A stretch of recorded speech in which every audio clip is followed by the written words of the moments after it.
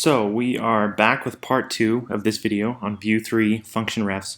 Awesome little hidden view feature, super useful for different kinds of composition function stuff. So in the first video we talked about in general what is a template ref, how do you get access to elements from a view template, why would you want to do that, and then how do you do that with function refs. So how do you do that with binding a function to the ref attribute of an element, so that you can get access to that element inside of a composition function and do different stuff. And in this example, we're doing a resize observer that will basically log whatever dimension we want, specified by this dimension option in our composition function, and it'll log that dimension into the element that we have captured from the template.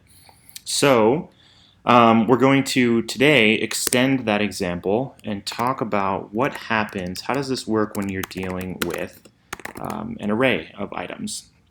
And so what we'll do here is set up a little array. We'll just render out 3 divs and we'll comment some of this stuff out. So we have our 3 divs, and before we get into the composition function stuff, let's just figure out what happens when we call a normal function ref here. So function ref L, and we will define function ref down here. Remember, a function ref is just a function that accepts an element as its first argument, and usually will store that element somewhere. For now, we're just going to start off by logging that out. And if we flip over to this tab in the console, yes, we can see that the function ref that we put in, it's been called once for each element in that list. So we logged those 3 out, and it was called in order. That's important as well. So the render order of these elements determines what order that function gets called in. So you can see these are logged in order because that's the order they rendered. So of course we don't just want to log these, we actually want to store them somewhere. And the normal way to do this is to import ref from view, and we set up a reactive array of elements. So we'll say const elements plural equals ref, and we'll set up an empty array there. And then it's tempting here to just do elements.value.push element. However, this little line of code will actually cause an infinite update loop, and your component will just continuously re-render, and eventually it'll just crash your Vue app. That's because in Vue, it's not just objects that are reactive.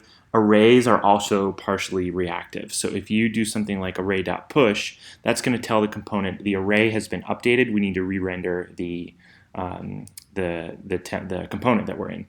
And so you'll get an infinite render loop here. Instead of doing push, what you want to do is you want to assign to a specific index. This kind of array change, elements.value index equals, this kind of array change is not reactive. So this won't trigger an additional update. So this is perfect for what we want. We just want to update this array without causing other unintended side effects to happen. The problem, of course, is that our function ref only receives the element as its argument. It doesn't get the index, but we'll need the index so that we can put that element in the right position in the array. So what we can do here is, if we go back up to our v4, instead of just doing v4 item in our array, we can do v4 item, comma, index, and we can get the index this way. Now that we have the index from v4, we can then pass it to our function ref down here.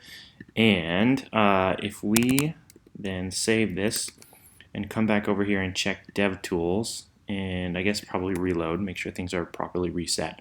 And yes, you can see, so our component state, we have this elements array, and inside of that array we have our 3 elements. So we can loop over this array, set up resize observers for each one, do whatever we want to do with those.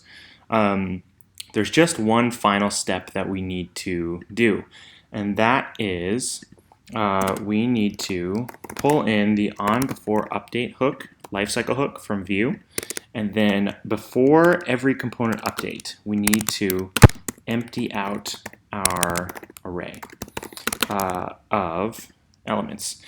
And so this is especially important if you have an array that might change in size throughout the component lifecycle.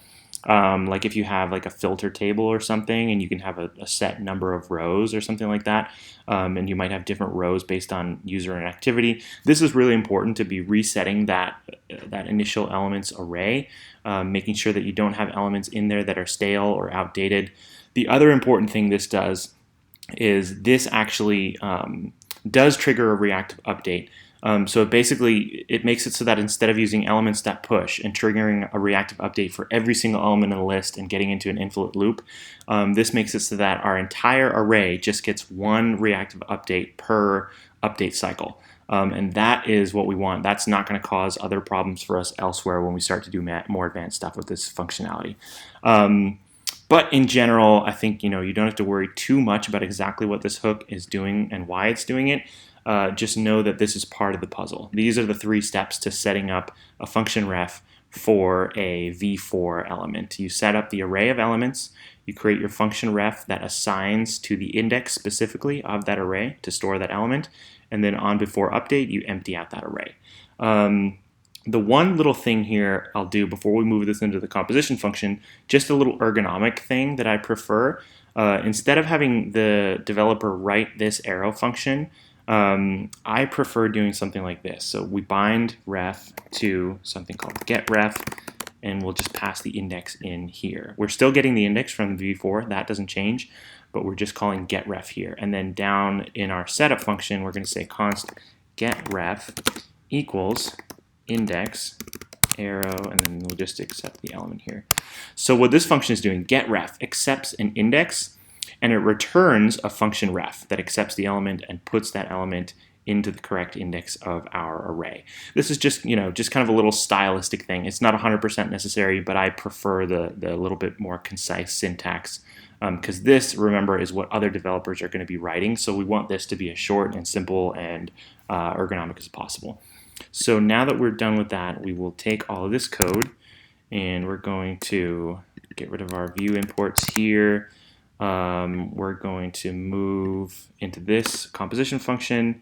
We're going to import the on before update hook, and then we'll replace our single function ref for that single element with our new code that creates the getRef thing, and also sets up the on before update hook and all that stuff. And then we'll return getRef, and we'll just comment all of this out for now. We're going to have to update this code to account for the fact that we're dealing now with an array of elements instead of just a single element. And then here we will return getRef. And I think, yeah, so if we come over here and reload again, in our app state we have this. And if we log this out here, console.log, we'll just do both the index and the element just to make sure. So now if we check our console, yes, we've got index 0, 1, 2, and the element is also getting logged out. So everything's working, everything's wired up. All we need to do now is change our code, our resize observer code, to work for an array of elements. So that stuff is all good. We're going to change this observer shallow ref thing. We're going to change this to observers, plural. And we're going to set that up as an array. And then in our on-mounted hook, we're going to say elements dot value dot for each element, and we'll set up the resize observer. We'll just do it like, we'll do const observer equals new resize observer. In here, we get rid of the dot value, right? Because elements dot value is an array of elements, just literal elements. So we don't have to say like element dot value dot text content, because this is not a reactive reference. This is just an element inside our array. So we do element.textContent equals the dimension that we choose in the function, and then what we can do is observer.observe, and then finally we need to store our observer so that in the on before on mount hook we can clean it up. So we'll do observers.value.push observer. And here, right here, we can use the push method on this array because it's a shallow ref. It doesn't trigger reactive side effects. We don't have to worry about any of that kind of stuff. So you want to be careful in general when you're working with these arrays of elements to use the push method on anything, but in this case it's not going to make a difference because we're just dealing with a non-reactive shallow ref. Then down here in our unmount hook, we can say observers.value dot for each observer, and observer.disconnect. And now everything should be working properly. So if we reload here, oh, you know what? Maybe we didn't connect it all. Let's see. We've got our elements. Okay, so observer.observe, we don't want element.value, we just want the element, remember, because that's not a reactive reference.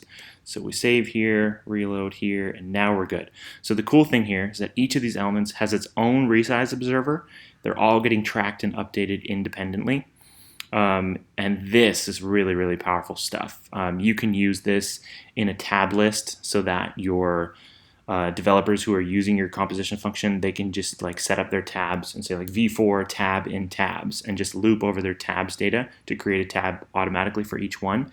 And they can bind your little function ref, and then inside your composition function, you can loop over the array of tabs and add keyboard event listeners and all kinds of stuff like that. So really powerful pattern.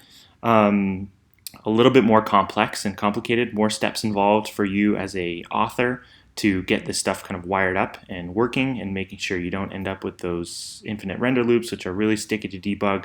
But if you do it this way, you'll be able to avoid those, and you will get access to these arrays, and you can do anything you want with them. So in the final video, I am going to do a part 3 because I want to show off a few tools that I've written to make it easier to work with function ref elements, to bind attributes to them, set up event listeners, even do like vshow functionality to show and hide different elements programmatically from inside a composition function.